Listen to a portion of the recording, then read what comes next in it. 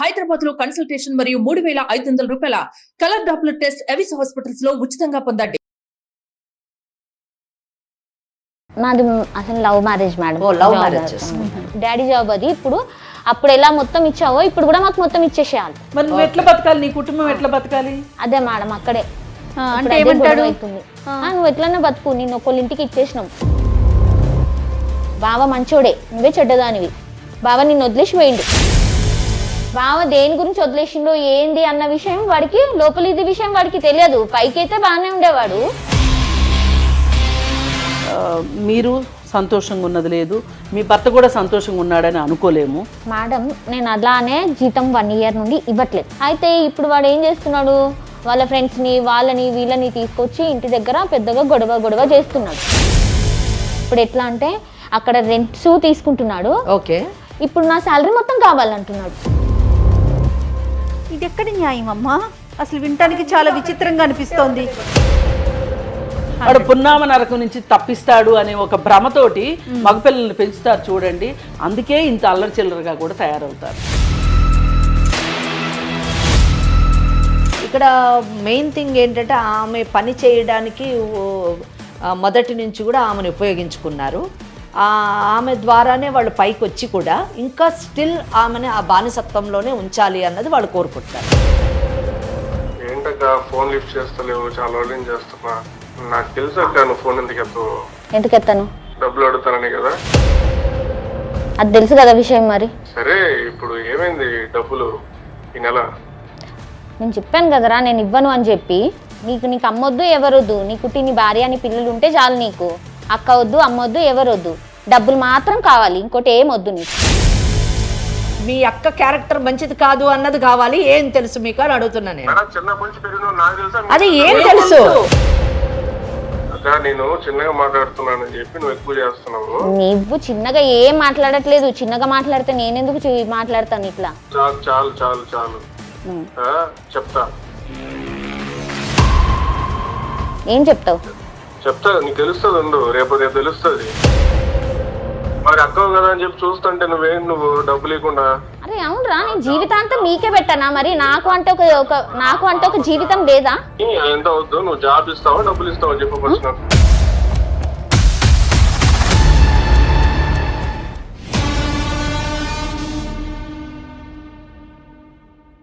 IVF చికిత్సలో 25% భారీ discount. Andro max advanced male infertility centre. 59 సమర్పించు లీగల్ అడ్వైస్ కార్యక్రమానికి స్వాగతం. నాతో పాటు లాయర్ వెంకటేశ్వరి గారు, అలానే ఫ్యామిలీ కౌన్సిలర్ కృష్ణకుమారి గారు ఉన్నారు.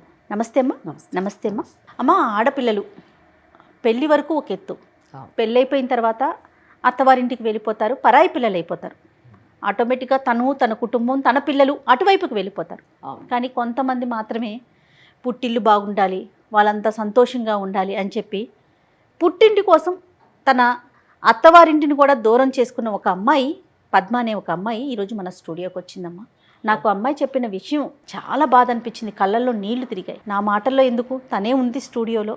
ఒక్కసారి తన స్టోరీ ఏంటి, తనకి మనం ఏ విధంగా సలహాలు సూచనలు ఇవ్వగలం తెలుసుకుందాం. మరి మీరు ఓకే అంటే నేను ఆమెని పరిచయం. తప్పకుండా అండి, మాట్లాడు. నమస్తే అమ్మా పద్మ. నమస్తే మ్యామ్. నమస్తే అమ్మా. చెప్పు పద్మ, నువ్వు అంటే నాతో చెప్పావు కదా, డీటెయిల్గా మేడం వాళ్ళిద్దరికీ చెప్పు ఒక్కసారి. మ్యామ్ నా పేరు పద్మ మ్యామ్. ఓకే అమ్మా. నాకు ఒక చెల్లె ఒక తమ్ముడు ఉన్నారు. ఓకే. అయితే మా డాడీ నా చిన్నప్పుడే చనిపోయింది అనమాట. మా తమ్ముడు మా చెల్లె చిన్నగా ఉన్నప్పుడే చనిపోయారు. మా డాడీది గవర్నమెంట్ జాబ్. ఇంకా టైంలో ఎవరికి మమ్మీ చేయలేని పరిస్థితి, దాని నుండి నాకు ఇచ్చారు జాబ్. మీరు అప్పుడు ఏం చేస్తున్నారు? అప్పుడు నాది డిగ్రీ అయింది మ్యామ్. మీ ఫాదర్ పోయిన తర్వాత ఆ క్యాడర్లోనే మీరు జాయిన్ అయ్యారా? ఆ క్యాడర్లో కాదు మ్యామ్, నాకు తక్కువలో వచ్చారు. తర్వాత నేను మళ్ళీ ఎగ్జామ్స్ రాసుకుంటూ డిపార్ట్మెంట్ లో నేను ఎగ్జామ్స్ రాసి తను ఎగ్జామ్స్ రాసుకుంటూ డిపార్ట్మెంట్ లోనే నెక్స్ట్ పొజిషన్ కి వెళ్ళినట్టు. చాలా చాలా గొప్ప విషయం. ఎందుకంటే బీయింగ్ ద ఎల్డర్ డాటర్, ఆమె తమ్ముడు చెల్లెలు ఇక్కడ వాళ్ళ బాధ్యత తీసుకోవాలి, ఇటు జాబ్ రెస్పాన్సిబిలిటీస్ తీసుకోవాలి, మళ్ళీ జాబ్ లో ఉన్న పొజిషన్ ని కూడా ఇంక్రీజ్ చేసుకోవడం చాలా గొప్ప విషయం. అంటే లాట్ ఆఫ్ సాక్రిఫైస్ నిజం చెప్పాలంటే. రైట్. మీకు అప్పుడు ఏజ్ ఎంత ఉంటుంది మీరు జాయిన్ అయినప్పుడు? నాకు 22-23 ఉంటుంది. చాలా చిన్న వయసు ఆమె బాధ్యతను తీసుకుంది. రైట్. అయితే ఇంకా వాళ్ళ ఇద్దరిని బ్యాచ్ చదివించాను మేడం, ఇద్దరిని, తమ్ముడిని చెల్లని బ్యాచ్ చదివించాను, మ్యారేజ్ చేశాను.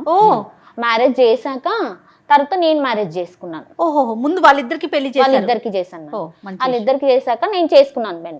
నాకు ఒక డౌట్, మీ పెళ్ళిళ్ళు చేశానన్నారు కదా, మరి వాళ్ళిద్దరూ అప్పటికి ఫైనాన్షియల్ అంటే జాబ్ సెక్యూరిటీ ఉండిందా వాళ్ళిద్దరికి? జాబ్ అంటే ప్రైవేట్ జాబ్ చేస్తున్నాడు తమ్ముడు. వాడికి అంత ఎడ్యుకేషన్ లేదు, వాడు ఇంకా ఎక్కువ ఇది చేయలేడు. అప్పటి నుండి జర ఫ్రెండ్స్ తో తిరగడం చేయడం చేశాడు. పెళ్లి చేస్తానే కొంచెం ఇదవుతాడని మామూలుగా ప్రైవేట్ జాబ్ చేస్తుంటేనే మ్యారేజ్ చేసేసారు. అప్పుడు బాగానే ఉన్నాను మేము అందరు మంచి. చెల్లి వాళ్ళ హస్బెండ్ ఏం చేస్తారండి? తను ప్రైవేట్ జాబ్ చేస్తాను. వాళ్ళ కాపురం బాగానే వాళ్ళ కాపురం బాగానే ఉంది. అంటే మా చెల్లికి కూడా ఎలా అంటే మా డాడీది ఒక 4 ఇక్కడ హైదరాబాద్ లో మాకు 4 అంతస్తుల బిల్డింగ్ ఉంది మ్యామ్. ఒకటి చెల్లె ఉంటది, ఒకటి మా తమ్ముడు ఉంటాడు. మరి మీరండి? నేను బయట రెంట్కు ఉంటాను మ్యామ్, నా జాబ్ కి దగ్గరలో ఉంటాను అన్నమాట. సో వాళ్ళిద్దరు అంటే మీ తమ్ముడు మీ చెల్లెలు పెళ్లి చేసిన తర్వాత మీరు చేసుకున్నారు. అంటే మీరు అంత లేట్ చేసుకోవడము, మరి దానికి వీళ్ళిద్దరు మ్యారేజెస్ వల్ల లేట్ చేసుకున్నారు. మరి మీ భర్త మీ కాపురం ఎలా ఉంది? నాది అసలు లవ్ మ్యారేజ్ మేడం. ఓ, లవ్ మ్యారేజ్ చేసుకున్నారు. జాబ్ దగ్గరే ఉన్నాడు, లవ్ మ్యారేజ్ చేసుకున్నాను. అతను కూడా గవర్నమెంట్ ఎంప్లాయీ. Government employee. పిల్లలు ఉన్నారా? ఒక పాప ఉంది మా అమ్మకి. మరి ఎంత బాగుంది కదమ్మా, చుట్టూ సమాజం కూడా నిన్ను మంచిగా హర్షించే విధంగా నువ్వు నడుచుకున్నావు. ఇద్దరు తమ్ముడు చెల్లి బాధ్యత తీసుకున్నావు, ఇంత తలకెత్తుకున్నావు, ఇంత బాగా చేసావు కదా. నీకు పెళ్ళయింది, పాప పుట్టింది, మరి ఇక్కడికి ఎందుకు రావాల్సి వచ్చింది? ఇక్కడ మేడం ఇప్పుడు వచ్చింది బాధ అంతా అదే. ఇంత వరకు చాలా బాగుండా మేడం, వాళ్ళ పెళ్లిళ్ళ వరకు బాగుంది, నా పెళ్లి వరకు బాగుంది, ఎంత బాగుంది. ఇప్పుడు ఏమైందంటే ఒక 1.5 year నుండి నేను వాళ్ళకి డబ్బులు ఇవ్వట్లేదు. ఏం డబ్బులు అండి? జాబ్ కదా మేడం, జాబ్ వాళ్ళకి డబ్బులు ఇచ్చేసేదాన్ని. జాబ్ లో ఉన్నారు కదా? నేను జాబ్ లోనే ఉన్నాను. ఓకే. అయితే ఇన్ని రోజులు ఇంకా వాళ్ళని పెంచి పెద్దగా చేసి పెళ్లిళ్ళు చేశాను కదా అని చెప్పి నేను ఒక 1 year నుండి వాళ్ళకు డబ్బులు ఇవ్వడం మానేసాను. అంటే ముందు ఇచ్చేవారా మీరు? అంటే హాఫ్ నేను పెట్టుకొని హాఫ్ వాళ్ళకి ఇచ్చేదాన్ని. పెళ్లికి ముందు వాళ్ళని ఎలా చూసుకున్నారో మీ పెళ్లి తర్వాత కూడా వాళ్ళని అలాగే చూసుకున్నారా మీరు? అంటే వాళ్ళు అలా ఎక్స్పెక్ట్ చేశారా? అదే మేడం, ఇప్పుడు అక్కడే వచ్చింది అంతా. ఏంటంటే ఇన్ని రోజులు నేను మొత్తం వాళ్ళకే చూసుకేదాన్ని, వాళ్ళకే పెట్టేదాన్ని.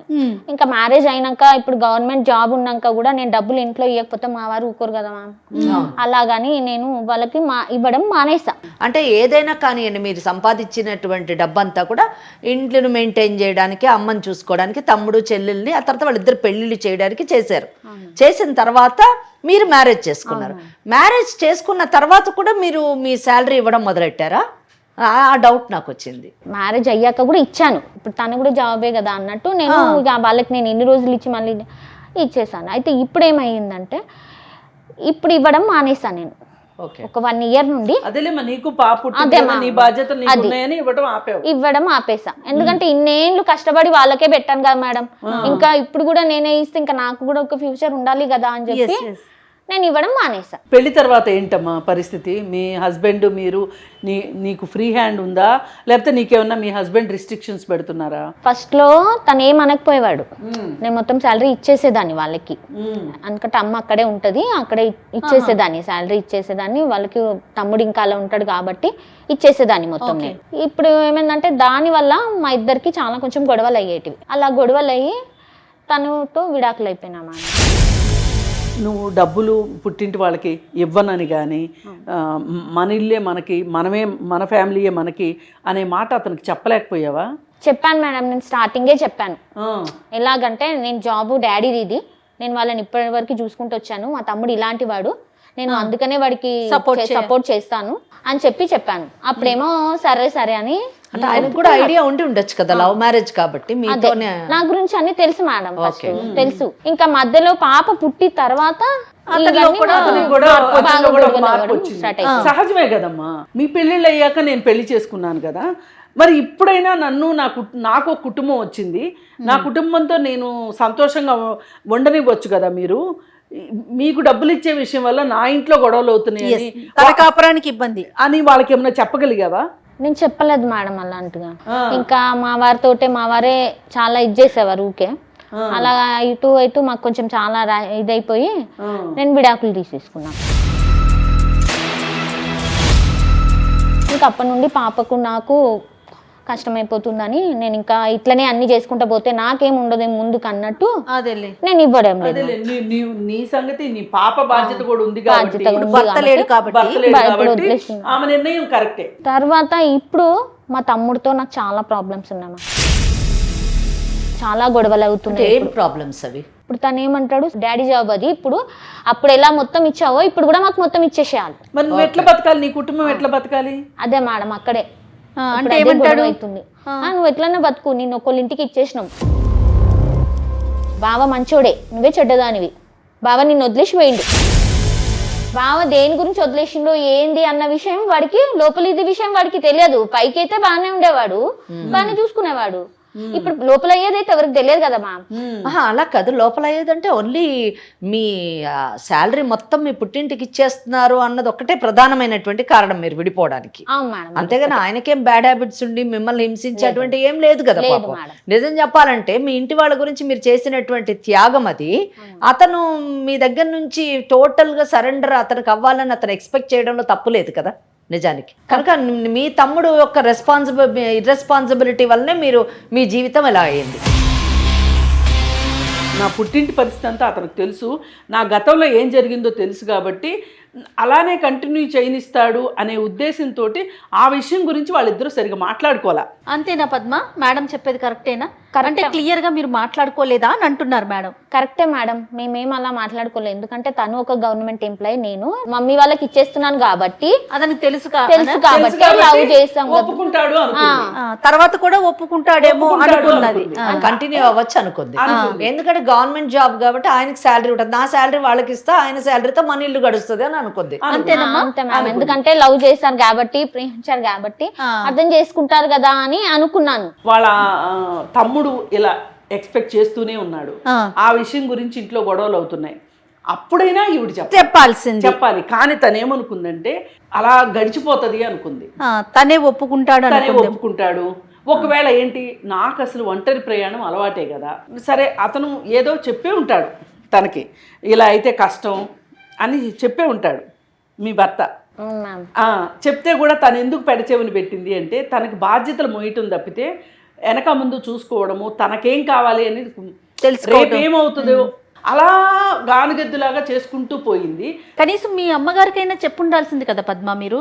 చెప్పాను మేడం, నేను అమ్మతో చెప్పాను. ఆవిడేమన్నారు?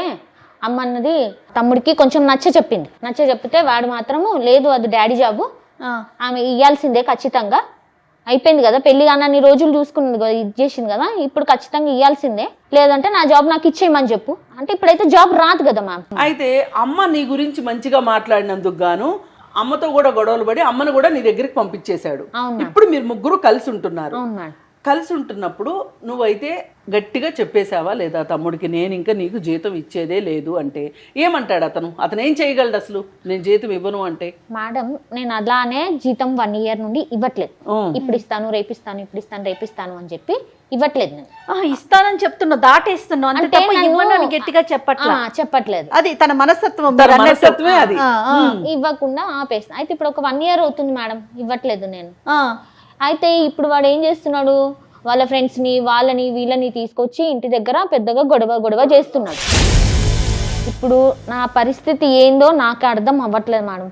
ఏమంటే కేసు వేస్తాను నీ మీద, అదేస్తాను ఇదేస్తాను, నువ్వు చెడ్డదానివి, నువ్వు మంచిదానివి కాదు. నేను చెడ్డదాన్నే అయితే మ్యామ్, వాళ్ళని ఎందుకు పెంచి వాళ్ళని పెద్దగా చేసి నేను పెళ్లిళ్ళు చేస్తాను మ్యామ్. ఏం కేసు వేస్తాడట అంటే ఇప్పుడు మాకు జాబ్ తీసుకున్నది, మమ్మల్ని బలవంతంగా మా ఆస్తులు తీసుకున్నది, అన్ని ఇట్లా చేస్తాను, నాకు ఇవ్వకుండా చేసింది, నా మొత్తం చెడ్డుగా చేయడానికి చేస్తున్నాడు మేడం మొత్తం. మనం ఏం చేయొచ్చు అసలు ఈ కేసులో? అంటే ఇంకా దేని గురించి, అంటే ఏమైనా ఆస్తులు గీస్తులు ఏమన్నా ఉన్నాయమ్మా మీకు? మేడం ఆస్తి అంటే ఇంకా ఇల్లు ఉన్నాయి మేడం. ఇల్లు ఎక్కడుంది? ఇక్కడ హైదరాబాద్ లో 4 అంతస్తుల బిల్డింగ్ ఉంది మ్యామ్. అది ఎవరిది? అది డాడీదే. డాడీ అంటే ఆయన సంపాదించి కట్టినటువంటి ఇల్లు అది, లేదా మీ తాత ముత్తాతలదా? లేదు మేడం మా డాడీదే. ఓకే, అది ఎవరి పేరు మీద ఉంది ఇప్పుడు? మీ నాన్నగారి పేరు మీద? డాడీ పేరు మీదనే. ఓకే, ఆ ఇంట్లో అసలు ఎవరు ఉంటున్నారు? ఆ ఇంట్లో ఇప్పుడు మ్యామ్ ఒకటేమో చెల్లెకి ఇచ్చాం కట్నం కిందికి, ఇంకొకటేమో తమ్ముడు ఉంటాడు, ఓకే, ఇంకా 2 రెంట్స్ వస్తాయి, ఆ రెంట్స్ తమ్ముడే తీసుకుంటాడు. అంటే మరి మీరును మీ మదరును మీ పాప ఎక్కడ ఉంటున్నారు ఇప్పుడు? అదే మ్యామ్ మేము ముగ్గురం బయట రెంట్కుంటాం. ఎందుకు ఆ ఇంట్లో ఉండట్లేదు? ఇప్పుడు దాని గురించే మ్యామ్ నేను ఇక్కడ వరకు వచ్చింది గొడవ. ఇక్కడ వరకు మీ దగ్గరికి వచ్చింది నేను దాని గురించి, నాకు న్యాయం కావాలి. ఇప్పుడు ఎట్లా అంటే అక్కడ రెంట్స్ తీసుకుంటున్నాడు, ఓకే, ఇప్పుడు నా శాలరీ మొత్తం కావాలంటున్నాడు. ఇది ఎక్కడి న్యాయం అమ్మా? అసలు వినటానికి చాలా విచిత్రంగా అనిపిస్తోంది. ఇవ్వట్లేదా?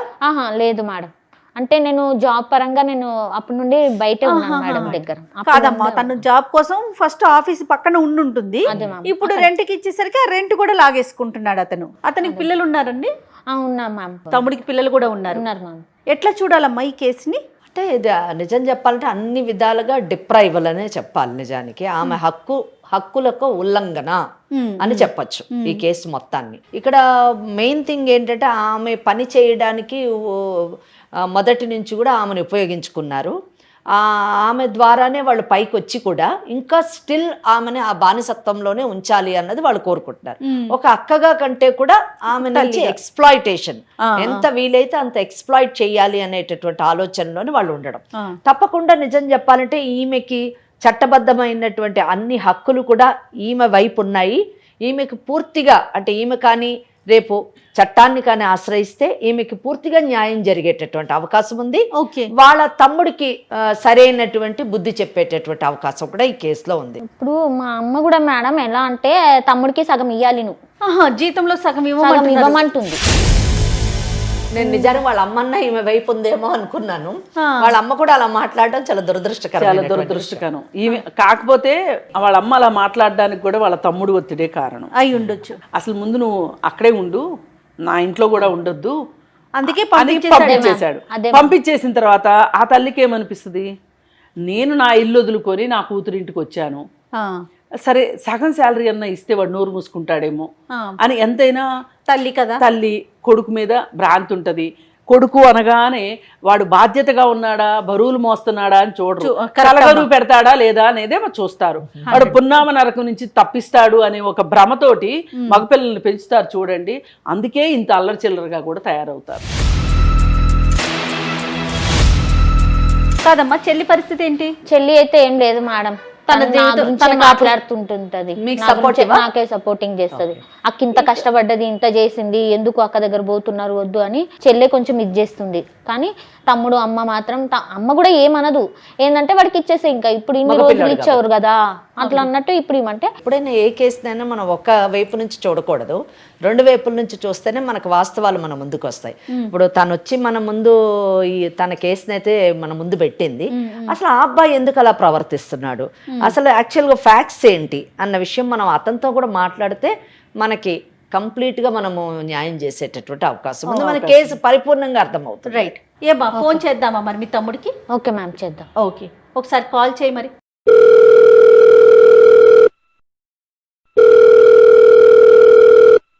హలో హలో అక్క, చెప్పురా. ఎలా ఉన్నావు అక్క? బాగున్నాను. ఏంటక్క ఫోన్ లిఫ్ట్ చేస్తలేవు, చాలా రోజులు చేస్తున్నా. నాకు తెలుసు అక్క నువ్వు ఫోన్ ఎందుకు ఎత్తవు. ఎందుకు ఎత్తాను? డబ్బులు అడుగుతానని కదా. అది తెలుసు కదా విషయం. మరి సరే ఇప్పుడు ఏమైంది డబ్బులు ఈ నెల? నేను చెప్పాను కదరా నేను ఇవ్వను అని చెప్పి. అక్క అట్లా అంటే ఎట్టక్క, ఇప్పుడు డబ్బులు నువ్వు పంపించకపోతే ఎట్లా చెప్పు, ఎట్లా బతకాలి నేను? నేను ఎట్లా బతకాలరా? నేను జీవితాంతం నీకే పంపించేసుకుంటుంటే మరి నేను నా పాప ఎట్లా బతకాలి? సడన్గా ఏంటి చేంజ్ ఏంటి నీలో? నాలో చేంజ్ ఏం లేదు. నేను చెప్తూనే ఉన్నాను కదా నీకు, నేను పంపించను అని చెప్పి. నువ్వే కదా నన్ను ఇంతగా ఇది చేస్తున్నావు. నువ్వు ఊరికే ప్రాబ్లం పెద్ద చేస్తున్నావు. ఇప్పుడు అమ్మ నీ దగ్గరే కదా ఉంది. అవును ఉంది. అమ్మ నీ దగ్గరే పెట్టుకో. అమ్మ నా దగ్గరే ఉంటుందిలే. నీకు అమ్మ వద్దు ఎవరొద్దు, నీకు నీ భార్య అని పిల్లలు ఉంటే చాలు. నీకు అక్క వద్దు, అమ్మ వద్దు, ఎవరొద్దు, డబ్బులు మాత్రం కావాలి, ఇంకోటి ఏం వద్దు నీకు. అక్క నేను చిన్నగా మాట్లాడుతున్నానని చెప్పి నువ్వు ఎక్కువ చేస్తున్నావు. నువ్వు చిన్నగా ఏం మాట్లాడట్లేదు. చిన్నగా మాట్లాడితే నేనెందుకు మాట్లాడతాను ఇట్లా? నువ్వు ఎంత పెద్దగా మాట్లాడుతున్నావో, నువ్వు ఏం చేస్తున్నావో నీకు తెలుసు కదా. చాలు చెప్తా. ఏం చెప్తావు? చెప్తా, నీకు తెలుస్తుంది ఉండు, రేపు తెలుస్తుంది. అదేరా ఏం చెప్తావు? ఇదే కదా ఇట్లా బెదిరింపులే ఇస్తున్నావు కదా నాకు, నిన్ను అది ఇది అని చెప్పి ఏం చెప్తావు? చిన్నగా చెప్తావు అంటే వినట్లేదు కదా నువ్వు.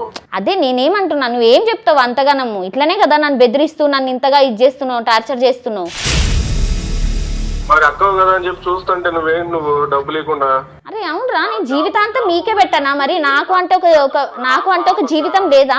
నువ్వు మళ్ళీ అక్క నన్ను కూడా చూడని చెప్తున్నా. నేనేమంటున్నా, నువ్వు అట్లా అక్కవని చూడకుండా ఉంటావని తెలిసే నేను ఇక్కడికి సుమన్ టీవీకి వచ్చాను. అవును వెళ్ళాను. మరి నీతో నాకు భరించలేకపోతున్నాను టార్చర్ ఇది. అక్కడికి వెళ్తే నేను భయపడాలనా? నువ్వు ఎక్కడికి వెళ్ళినా భయపడవన్న సంగతి నాకు తెలుసు. ఆ విషయం నాకు తెలుసు. కానీ కొన్ని ఉంటాయి భయపడే లాంటి దగ్గరికి వెళ్తే భయపడతావని తెలుసు. చూడు చూడు వింటున్నాను కదా అని చెప్పి నువ్వు చెప్పేదంతా వింటాను అనుకోవద్దు. లీగల్ గా వెళ్ళాను అనుకో నువ్వే ఇరుక్కుంటావు చెప్తున్నా. సరే నేను ఇరుక్కుంటానో నువ్వే ఇరుక్కుంటావో ఒక్కసారి ఈ మేడం వాళ్ళతో మాట్లాడి. కాదు తమ్ముడు కదా చిన్నోడు అనుకుంటాను, నాకు అన్ని తెలుసు. నాకు రే నువ్వు చిన్నోడి కాదు, నువ్వు చాలా పెద్దోడివి, నాకంటే పెద్దోడివి కాబట్టే కదా నువ్వు ఇట్లా చేస్తున్నావు, అది నాకు తెలుసు. మరి నువ్వు బెదిరిస్తున్నావు సుమన్ టీవీకి వెళ్ళి? ఏంట్రా నేను నిన్ను బెదిరిస్తున్నాను అది ఇది అని అంటున్నావు. నేను చిన్నప్పటి నుండి నువ్వు ఇప్పుడు ఏమన్నావు నన్ను, నేను చూసుకుంటాను ఉండు రేపు ఎల్లుండి చూసుకుంటానంటావా? అందుకేనా మిమ్మల్ని చిన్నప్పటి నుండి చూసి మీకు పెళ్లిళ్ళు చేసి నేను మీ పెళ్లిళ్ళు అయ్యాక నేను పెళ్లిళ్ళు చేసుకున్నాను చూడు, అక్కడ నా తప్పైంది అసలు. నా డబ్బులు కదా చూసావు, ఏదో నీ డబ్బులు పెట్టినట్టు. అవును నాన్న డబ్బులు అయితే కష్టపడేది ఎవరు? కష్టపడితే డబ్బులు వచ్చేది, నాన్న డబ్బులు అక్కడ పెట్టి తీసుకొచ్చేది కాదు అది. ఎంత అవుతుందో నువ్వు జాబ్ ఇస్తావా డబ్బులు ఇస్తావా చెప్పు ఫస్ట్, లేకపోతే కోర్టులో చూసుకుందాం. సరే నువ్వు కోర్టులో చూసుకుంటా అన్నావు కదా, నువ్వు ఒక్కసారి ఇక్కడ మేడం వాళ్ళు ఉన్నారు వాళ్ళతో మాట్లాడి నాకేం అవసరం వాళ్ళతో మాట్లాడడానికి? నువ్వు ఎట్లు ఇప్పుడు కోర్టుకి వెళ్దాం ఆడికి వెళ్దాం అని అంటున్నావు, నీకంటే ముందు నేనే వచ్చిన. మరి మాట్లాడు, అక్కడ మాట్లాడే మాటలు ఇక్కడ మాట్లాడు, అప్పుడు నీకు పోయే ధైర్యం వస్తుంది కదా. అంటే భయపడతాను అనుకుంటాను. నువ్వు భయపడే బాబు కాదులే, నువ్వు భయపడతావు అనుకుంటే నేను ఎందుకు ఇక్కడ. ఒక నిమిషం, నా సైడ్ మిస్టేక్ ఏం లేదు. కరెక్టే నీ దగ్గర ఏ మిస్టేక్ లేదు, నా దగ్గరే మిస్టేక్ ఉంది. అందుకనే నేను ఇక్కడ సుమన్ టీవీకి వచ్చాను. ఇక్కడ మేడం వాళ్ళతోటి ఒక్కసారి నువ్వు మాట్లాడు. రైట్, ఒక్కసారి మేడంకి ఇవ్వమ్మా. ఇదిగో చూడు శ్రీనివాస్, మేడం నేను ఇక్కడ సుమన్ టీవీలో ఫ్యామిలీ కౌన్సిలర్ని. మేడం మా దగ్గరకు వచ్చింది మిసెస్ మీ అక్క. మేడం ఇప్పుడు ఇది ఫ్యామిలీ మ్యాటర్ ఉన్నప్పుడు అక్కడికి ఎందుకు వెళ్తుంది మేడం? ఏదన్నా మేము మాట్లాడుకుంటాం. ఇప్పుడు ఫ్యామిలీలో మాట్లాడుకుని సెటిల్ అయ్యేది ఉంటే మా దాకా ఎందుకు వస్తుంది చెప్పు? నువ్వు కూడా మరి కోర్టుకు వెళ్తానంటున్నావు, మరి సొంత అక్క మీద కోర్టుకు వెళ్ళొచ్చా? మరి ఆమె వినట్లే కదా మేడం చెప్పేది, చీట్ చేస్తుంది నన్ను. తన వైపు నుంచి నీకు జరిగిన నష్టము అన్యాయం అన్యాయం ఏంటో చెప్పమ్మా ఒకసారి. మేడం ఇప్పుడు మా నాన్న జాబు మా అక్కకి ఇచ్చారు. ఓకే, ఇప్పుడు ఆమె హ్యాపీగా సెట్ అయిపోయింది. ఓకే, నా పరిస్థితి ఏంది? నేను ఒక పొలం పెట్టుకుని ఏం చేసుకోగలుగుతా చెప్పండి? అక్కడ 6 ఎకరం పొలం ఉంది, అది ఎక్కడో సిటీ బయట ఉంది. అది ఓకే, నేను ఎలా బతకాలి? ఇల్లుంది కదా? ఇల్లు ఉంది, అది ఎంతవరకు వస్తుంది మేడం? అది అసలు మీరేం చేస్తున్నారమ్మా? నేను జాబ్ ట్రై చేస్తున్నా మేడం, రియల్ ఎస్టేట్ చేస్తాను. దాంట్లో డబ్బులు ఏం వస్తలేవు నాకు. ఇప్పుడు అవన్నీ కాదు మేడం, నాకు మా నాన్న జాబ్ కావాలి, లేదా ముందు నుంచి ఇస్తున్నట్టు నాకు డబ్బులు ఇవ్వాలి. అసలు నాకు రెస్పాండ్ అవ్వట్లేదు, ఫోన్ లిఫ్ట్ చేయట్లేదు. ఇప్పుడు మా అమ్మ ఏమో ఆమెకే సపోర్ట్, ఇంకా నాకంటే ఎవరున్నారు మేడం? ఇంకా ఒక్కటి మీరు గుర్తుపెట్టుకోవాలి, ఇప్పుడు మీలానే పుట్టింది తను కూడా, కానీ తను మీ బాధ్యతలు మోసింది. ఇప్పుడు మిమ్మల్ని మీరు చూసుకోలేని పరిస్థితిలో మీరుంటే ఆమె మీ జాబ్ చేస్తూ తనను చూసుకుంటూ మిమ్మల్ని కూడా చూడాలి. ఏమన్నా న్యాయమేనా? ఒక్కసారి ఆలోచించు. మీ భార్య ఏం చేస్తుంటుంది? ఆమె హౌస్ వైఫ్, మీరేమో డబ్బులు రాని పనులు చేస్తూ ఉంటారు. అసలు మీ అక్కకి బావకి విడాకులు ఎందుకు అయ్యాయో తెలుసా నీకు? ఏమైనా మిస్టేక్ చేసింది అది, అందుకే వదిలేసి వెళ్ళిపోయాడు. ఆయన చాలా మంచోడు. ఆయన చాలా మంచోడు. ఇప్పుడు నువ్వు కూడా చాలా మంచోడివి, అక్క డబ్బులు అడిగేవాడివి, నువ్వు మంచోడివి. భార్య జీతం నాకే కావాలని ఆయన మంచోడే. మధ్యలో చిన్నప్పటి నుంచి మీకోసం చేసింది కదా, త్యాగం చేసిన ఆవిడ మట్టుకు మంచిది కాదు. ఇదే కదా మీరు చెప్పేది? మేడం ఇప్పుడు ఏముంది మేడం, నా జాబ్ నాకు ఇస్తే నేను చూసుకుంటాను కదా మేడం అందరినీ. అలా ఇవ్వటం కుదరదండి, అలా ఇవ్వటం కుదరదు. అప్పుడు ఆ రోజు కంపాషనేట్ గ్రౌండ్స్ కింద ఆ రోజు తను చదువుకుని ఉంది కాబట్టి తనకిచ్చారు ఉద్యోగం. తను కూడా మీకులాగా చిన్నపిల్ల అయ్యుండి ఒకవేళ పెద్దమ్మాయి అయినా చదువు లేకపోతే తనకు వచ్చి ఉండేది కాదు. ఇది వాస్తవం కాదమ్మా. ఉద్యోగం తీసుకున్నందుకు తన ఏమైనా బాధ్యత వదిలేసింది అడగండి పోని. ఇప్పుడు తను ఉద్యోగం చేసింది బాగుంది, మీ నాన్న ఉద్యోగం తీసుకుంది, చదువుకుని మీరు పెద్ద అయ్యి మీ పెళ్ళిళ్ళు అయ్యే వరకు తను పెళ్లి కూడా చేసుకోలేదు కదా. పోనీ మిమ్మల్ని ఏదో గాలికి వదిలేసినట్టు మాట్లాడతారేంటి మీరు శ్రీనివాస్? చూసుకోవాలి, నాకు కొడుకు కూతురు, వాళ్ళకి పెరిగి పెద్దది, వాళ్ళకి స్కూల్ కి అలాగా ఖర్చులు అలాగా. ఇప్పుడు ఏమేమో గవర్నమెంట్ జాబ్ చూసుకుని ఆమె హ్యాపీగా ఉంది అక్కడ ఇంట్లో. మా అమ్మ కూడా ఆమెకే సపోర్ట్. నాకంటే ఇంకెవరున్నారు మేడం? నేను చెప్పేదేనండి, నేనేమంటున్నానంటే ఆమె చేస్తున్న జాబ్ నాకు ఇస్తే నేను అందరినీ కలిసి చూసుకుంటా. ఏదో ఆమెని ఆమె కూతుర్ని కూడా అందరినీ చూసుకుంటా. కావాలంటే వాళ్ళ కూతురు పెళ్లి కూడా నేనే చేస్తా. ఒకసారి ఆమెకు ఉద్యోగం ఇచ్చిన తర్వాత మళ్ళీ మీకు ఇవ్వటం అవ్వదు. ఒకసారి ఉద్యోగం ఇస్తారు అంతే. తండ్రి చనిపోయినందుకు కూతురుకో కొడుకో భార్యకో ఎవరు ఎలిజిబుల్ అయితే వాళ్ళకి ఇస్తారు. ఏదో దారి ఉంటుందో లేదు మేడం, మీరు కూడా నన్ను కన్విన్స్ చేస్తారు. కాదు, నేను 2 మాటలు చెప్తాను నీకు, తర్వాత మాట్లాడేవాళ్ళు తర్వాత మాట్లాడతారు. మీరు ఎప్పటికైనా సరే తన త్యాగాన్ని మీరు అర్థం చేసుకుంటే, తను మీకోసం ఏం చేసిందో ఆలోచిస్తే, కొంచెం ఇవన్నీ కోపాలు తాపాలు ఇవన్నీ పక్కన పెట్టేసేసి ఆలోచించండి, మీకు అర్థమవుతుంది. కానీ నాకు అర్థమైనంతలో మీరు అలా ఆలోచించలేరు అనేది నాకు అర్థమవుతుంది. ఎందుకంటే మీరు అంత ఆలోచించే వాళ్ళైతే ఇక్కడ దాకా మా దాకా రాదు ఈ విషయం. పైగా నీవు పని చేయకుండా, ఒక క్రమశిక్షణ లేకుండా అల్లరి చిల్లరగా ఉంటే నీ మనసు కూడా అలాగే ఉంటుంది. తన జీవితం ఏంటి అని ఆలోచించకుండా మీకోసం బతికింది. చేసిన త్యాగాన్ని అర్థం చేసుకోవటం రాదు, అర్థమైతేనే మీరు విలువ ఇవ్వగలుగుతారు. సరే, మీకు మాలాంటి వాళ్ళ మాటలు మీకు నచ్చకపోయినా, అర్థం కాకపోయినా చట్టం తన పని తను చూసుకుంటుంది. చట్టం గురించి మాట్లాడడానికి మన లాయర్ మేడం ఉన్నారు, ఆవిడతో కూడా మీరు మాట్లాడండి. అప్పుడు మనం మళ్ళీ మాట్లాడుకుందాం. ఫైనల్గా మాట్లాడుకుందాం. శ్రీనివాస్, మేడం లాయర్ వెంకటేశ్వర్ మాట్లాడుతున్నా. ఇప్పుడు మీరు ఇందాక మాట్లాడేటప్పుడు మీ సిస్టర్తోని కోర్టులో చూసుకుందాం అన్నారు కదా, ఏం కేసులు వేయాలనుకుంటున్నారండి మీ సిస్టర్ మీద మీరు? మా నాన్న జాబ్ నాకు రావాలి, దాని విషయంలో కేసు వేస్తారా? అంతే కదా. ట్రై చేయండి అది మీరు ఒకటి. నాకన్నీ తెలుసు మేడం. అదే అందుకనే మీరు చక్కగా మీ అక్క జాబ్ మీకు కావాలని కోర్టులో కేసు వేసి దాన్ని ట్రై చేయండి. అది ఫస్ట్ థింగ్, బాగానే ఉంది. అయితే మీ మీద ఏమి కేసులు వేయొచ్చు అన్నది నేను చెప్తాను. నా మీద ఏముంటది మేడం? అదే ఏముంటుందో చెప్తాను, మీరు వినండి. ఇప్పుడు ఫస్ట్ థింగ్ ఏంటంటే, మీరు మీ సిస్టర్కి ఇందాక మేడం గారు చెప్పినట్టుగా మీ నాన్నగారు జాబ్ రావడం కంపాషనేట్ గ్రౌండ్స్ మీద ఆవిడకి ఆ జాబ్ వచ్చింది. ఆమె వచ్చిన జాబ్ని ఆమె ఏమాత్రం కూడా దుర్వినియోగం చేసుకోలేదు. మిమ్మల్ని, ఆ చిన్న వయసులో ఉన్న మిమ్మల్ని పెంచింది, ఇంటి బాధ్యతనంతా తను తీసుకుంది. మీ ఇద్దరి పెళ్ళిళ్ళు కూడా చేసి ఆ తర్వాత తను చేసుకొని, ఆఖరికి పెళ్ళి అయిన తర్వాత కూడా తనకు ఒక కూతురు పుట్టేంత మటుకు కూడా మీకు ఆ శాలరీ ఇస్తూనే పోయింది. ఇప్పుడు అసలు విషయం మీరు తెలుసుకోవాలి. ఆమె భర్త ఎందుకు వదిలి వెళ్ళిపోయాడో నీకు తెలుసా అని మేడం అడిగితే, ఆమె ఏదో పని చేసి ఉంటుంది, అందుకే వదిలి వెళ్ళిపోయాడు, మా బావ చాలా మంచి వాడు అని చెప్పి మీరు అన్నారు. ఎంత దురదృష్టకరం అండి. మీరు ఈ రోజు మటుకు ఆ బావ ఎందుకు వెళ్ళిపోయాడు అని తెలుసుకోవడానికి కూడా ప్రయత్నించలేదు. ఊహించుకుంటున్నారు ఇలా జరిగి ఉండొచ్చు అని చెప్పేసి. మీకు జీతం ఇచ్చి, అంటే తన కుటుంబాన్ని విస్మరించి, తన బాధ్యతలు విస్మరించి పుట్టింటి మీద కాన్సన్ట్రేట్ చేస్తున్న భార్య నాకు అవసరం లేదు, నా కూతుర్ని కూడా చూసుకోవాలి కదా అనేటటువంటి ఒక బాధతోని ఆ భర్త అనేటటువంటి వాడు విడాకులు ఇచ్చి వెళ్ళిపోయాడండి. మీ గురించి తన వైవాహిక జీవితం కూడా ఆమె త్యాగం చేసింది. ఇది ఫస్ట్ పాయింట్. మీరు తెలుసుకోవాల్సిన విషయం ఏంటంటే, మీరు కోర్టులో కేసు కానీ వేస్తే నా జాబ్ నాకు కావాలని చెప్పి మీరు సక్సెస్ అయ్యేటటువంటి అవకాశం 1% కూడా లేదు. ఇంకా నెక్స్ట్ థింగ్, మీరు మీ అక్క క్యారెక్టర్ గురించి మాట్లాడుతున్నారు. Don't talk about her character. మీరు ఆమె క్యారెక్టర్ అసాసినేషన్ కానీ చేస్తే బాగుండదు. వింటున్నారా శ్రీనివాస్? మేడం మీకు తెలుసా నాకు తెలుసా మేడం మా అక్క గురించి? అది ఏం తెలుసు నీకు? ఇప్పుడు మా బావ కరెక్ట్ అని నాకు తెలుసు. అదే ఏం మీ బావ కరెక్ట్ అన్నది నాకు అక్కర్లేదు. మీ అక్క క్యారెక్టర్ మంచిది కాదు అన్నది కావాలి. ఏం తెలుసు మీకు అని అడుగుతున్నాను నేను. చిన్నప్పటి నుంచి పెరిగిన నాకు తెలుసా? అది ఏం తెలుసు? That is what I'm asking. What do you know about her character please? మా అక్క కరెక్ట్ గా ఉంటే మా బావ ఉండేవాడు. ఓహో, అదే మీకు తెలుసు. దాని మీదే మీరు రెండో కేసు వేయండి. నేను రెండో కేసు మీ అక్కకి చెప్తున్నాను.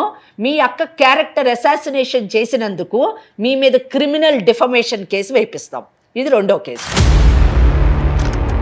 ఇంకా మూడో కేసు విషయానికి వచ్చినప్పుడు, మీరు మా ముందే ఫోన్ చేసి మీ అక్కను బెదిరిస్తున్నారు. మీరు ఏమని, జీతం పంపించు, లేకపోతే రేపు నిన్ను చూసుకుంటా నేను అని చెప్పి బెదిరిస్తున్నారు.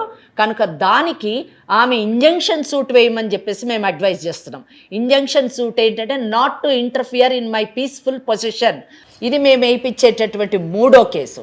ఇంకా నాలుగో కేసు విషయానికి వచ్చినప్పుడు, మీరు మాట్లాడినప్పుడు చెప్తున్నారు నేను ఎలాగ బతకాలండి అంటే, ఆమె ఎలాగ బతుకుతుంది, ఉద్యోగం చేసుకొని బతుకుతుంది, మీరు కూడా అలాగే ఏదో ఒక ఉద్యోగం చేసుకొని బతకండి. ఇంకోటి, మీరు బ్రతకడానికి ఆల్రెడీ ఆధారం ఉన్నది. 4 అంతస్తుల బిల్డింగ్లోని 2 అంతస్తులు రెంట్ మీరు తీసుకుంటున్నారు. ఆమెకి డిప్రైవ్ చేశారు. ఆమె రైట్స్ అన్ని డిప్రైవ్ చేసి మీరు అన్ని రైట్స్ ఆమె దోచుకున్నారు. కనుక ఆ ప్రాపర్టీలతో కూడా పార్టిషన్ సూట్ వేయిస్తాం మేము. ఇది మేము వేయించేటటువంటి 4వ కేసు. కనుక బీ కేర్ఫుల్.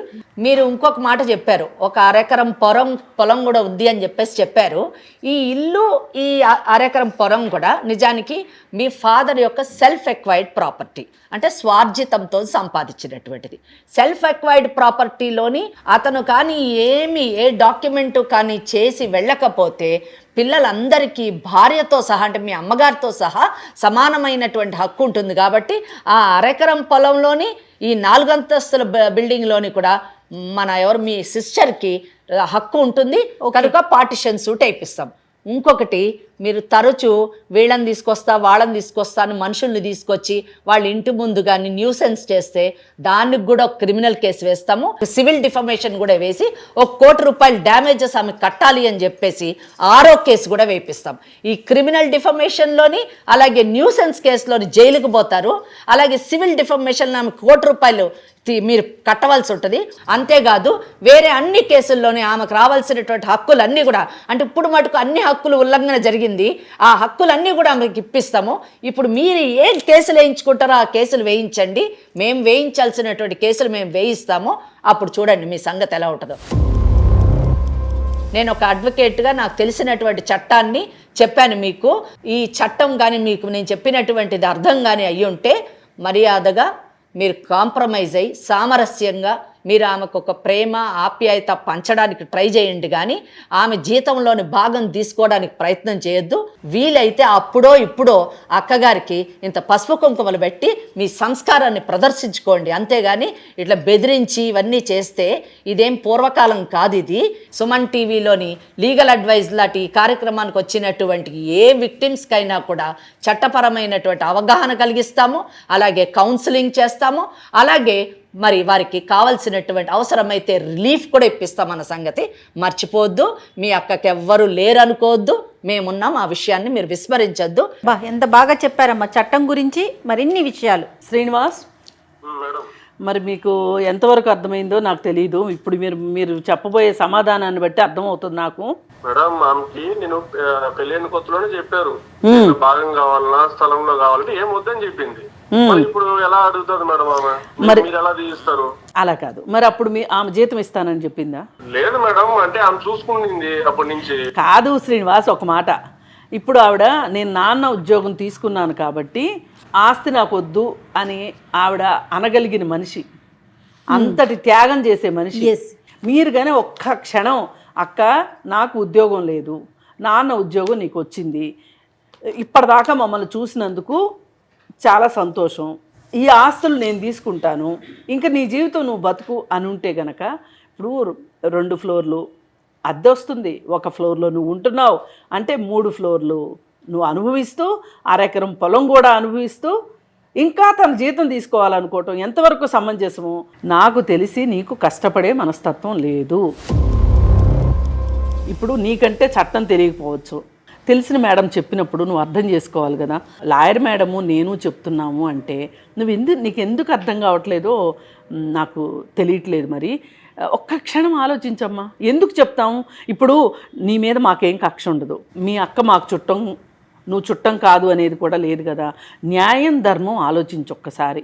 కేవలం నీ మనస్తత్వం బట్టి ఇంతమంది కష్టపడుతున్నారు, అది ఒక్కటి కనుక నువ్వు పునరాలోచించుకుని ఒకసారి కలవమనండి అమ్మా. అప్పుడు మనం ఎంత మాట్లాడినా ఇక్కడ అర్థం కాదు. మరి ఇప్పుడు ఇదంతా మనం మాట్లాడుకున్న తర్వాత నీ మనసులో ఉన్న మాట ఏంటో చెప్పమ్మా. మేడం, నాకు కొంత టైం కావాలి మేడం గురించి. ఓకే, అంటే మీరు చెప్పింది అర్థమైంది. నాకు వీలున్నప్పుడు వచ్చి మిమ్మల్ని కలుస్తాను మేడం ఒకసారి. సరే, మరి మన లాయర్ మేడంతో కూడా ఒకసారి మాట్లాడమ్మా. మీరు టైం తీసుకోండి, తప్పులేదు, ఆలోచించుకోండి. మీరు ఎవరి దగ్గర ఒపీనియన్ తీసుకుంటారో వాళ్ళ దగ్గర ఒపీనియన్ తీసుకోండి. ఒకవేళ మీరు పాజిటివ్గా కానీ రాకపోతే, అంటే చట్టం మీకు కరెక్ట్గా అర్థం కాకపోతే, మేము మీ అక్క తరఫున ఇందాక నేను చెప్పినటువంటి ప్రతి కేసు, ఇందాక మాటల్లో చెప్పాము, యాక్షన్లోని మేము కోర్టులో చూపిస్తాము. మనం కోర్టులోనే కలుసుకోవాల్సి ఉంటుంది. అండ్ చట్టం ఆమె వైపు ఉంది, చట్టం తన పని తను చేసి ఆమెకి న్యాయం చేస్తుంది, ఆమె యొక్క హక్కుల్ని ఆమెకి తిరిగి ఇచ్చేటట్టు చేస్తుంది అని నేను అనుకుంటున్నాను. అది జరగక ముందే మీరిద్దరు, అంటే మీ అక్క మీరు కూర్చొని మంచి ఒక అండర్స్టాండింగ్లోని అర్థం చేసుకొని ముందుకెళ్తే బాగుంటుంది. ఏమంటారు శ్రీనివాస్? సరే మేడం, సరే, మీరు చెప్పినట్టే చేస్తాం మేడం. ఒకసారి వాళ్ళ అక్కతో మాట్లాడతాడేమో. ఒక్కసారి మీ సిస్టర్తో మాట్లాడతారా? మాట్లాడతా హలో అక్క, చెప్పరా. ఒకసారి కలిసి మాట్లాడతాం అక్క. ఎందుకు ఈ ప్రాబ్లమ్స్ అన్ని? నువ్వే క్రియేట్ చేసినావు కదా, నేను ఏం చేయలేను. నేను ఇక్కడ వరకు రావడానికి కారణం నువ్వు. నాకేం పరిస్థితి ఇక్కడికి రావడం, నీ వల్ల నేను వచ్చిన. నువ్వు వచ్చి మాట్లాడతా చేస్తా అంటే నేను ఓకే, నాకేం ఇది లేదు. సరే అయింది, అయిపోయింది. ఒకసారి కూర్చొని మాట్లాడుకుంటే సరిపోతుంది అనుకుంటాను. Okay okay okay okay Srinivas గారు చాలా థ్యాంక్స్ అండి. ఎందుకంటే పెద్దలిద్దరూ చెప్పిన మాటను మీరు అంగీకరించి కూర్చోడానికి రెడీ అయ్యారు. ఒక్కసారి మీరు కూర్చొని మాట్లాడుకొని మీకు ఏమైనా సందేహాలున్నా కృష్ణకుమారి మేడంను కానీ లేకపోతే వెంకటేశ్వరి గారిని కానీ అడ్వకేట్గా ఎలాంటి సలహాలు కావాలన్నా తీసుకోండి. చక్క సామరస్యంగా ముందుకెళ్ళండి. Very okay madam. ఓకే అండి, thank you so much. Padma, మాకు అర్థమైనంత వరకు మీ తమ్ముడు ఇంకా మిమ్మల్ని ఇబ్బంది పెడతాడని నేను అనుకోను. అమ్మ మరి ఒకసారి తమ్ముడు ప్రాబ్లం ఎట్లాగో సాల్వ్ అయింది. మీరు కొన్నాళ్ళు మీ భర్త నుంచి మీరు విడిగా ఉన్నారు. మీరు సంతోషంగా ఉన్నది లేదు, మీ భర్త కూడా సంతోషంగా ఉన్నాడని అనుకోలేము. ఇప్పుడు వచ్చిందల్లా ఈ ఆర్థికపరమైన విషయాల దగ్గరనే మీరు పుట్టింటినే సపోర్ట్ చేస్తాననే మొండితనం వల్లనే ఇదంతా జరిగింది కదా. మరి మీ భర్తతోటి కూడా ఒకసారి మాట్లాడదామా? అది కూడా పరిష్కరించుకుంటే బాగుంటుంది కదా. నీ ఉద్దేశం ఏంటమ్మా? వీళ్ళ కోసమే కదా మేడం నా భర్తను వదిలేసుకున్నది. నా భర్తతో ఉండడమే నాకు కావాలా? ఇప్పుడు వీళ్ళు అలా చేసి తను వెళ్ళిపోయి నేను ఒంటరిదాన్ని అయిపోతున్నా. నా భర్తతో మీరు ఒక్కసారి మాట్లాడి మమ్మల్ని కలిపితే చాలా బాగుంటుంది మేడం. ఓకే అమ్మా, తప్పకుండా చేస్తాం. తమ్ముడు గురించి అని వస్తే భర్తను కూడా ఆమె భర్తను కావాలనుకుంటుంది. రెండు కుటుంబాలు రెండు కాపురాలు సర్దు మనకి అంతే కదా కావాల్సింది, అదే కదా. రైట్ అమ్మా. ఒకసారి అతనితో కూడా మాట్లాడి, అతను నాకు తెలిసి ఈ మాట చెప్తే అతను కూడా కరిగిపోతాడు. అతనికి కూతురు చూసుకోవాలని ఉంటుంది, భార్యను చూసుకోవాలని ఉంటుంది. అందుకని రెండు కుటుంబాలు బాగుంటాయి. మన దాకా సుమన్ టీవీ దాకా వచ్చినందుకు లీగల్ అడ్వైస్ కార్యక్రమానికి వచ్చినందుకు అందరూ సంతోషంగా ఉంటే అదే కదా, అదే కావాల్సింది. తమ్ముళ్ళలో పరివర్తన, ఆమె కుటుంబం చక్కబడటం, అంతేనమ్మా. ఇంతకంటే కావాల్సింది ఏమి లేదు. అంతేనమ్మా. రైట్. ఓకే అమ్మా, మరి సరేనా? ఒకసారి మాట్లాడే ప్రయత్నం చేద్దాం. నువ్వైతే ధైర్యంగా ఉండు. ఓకేనా? రైట్. థ్యాంక్ యూ అమ్మా. నమస్తే. Thank you.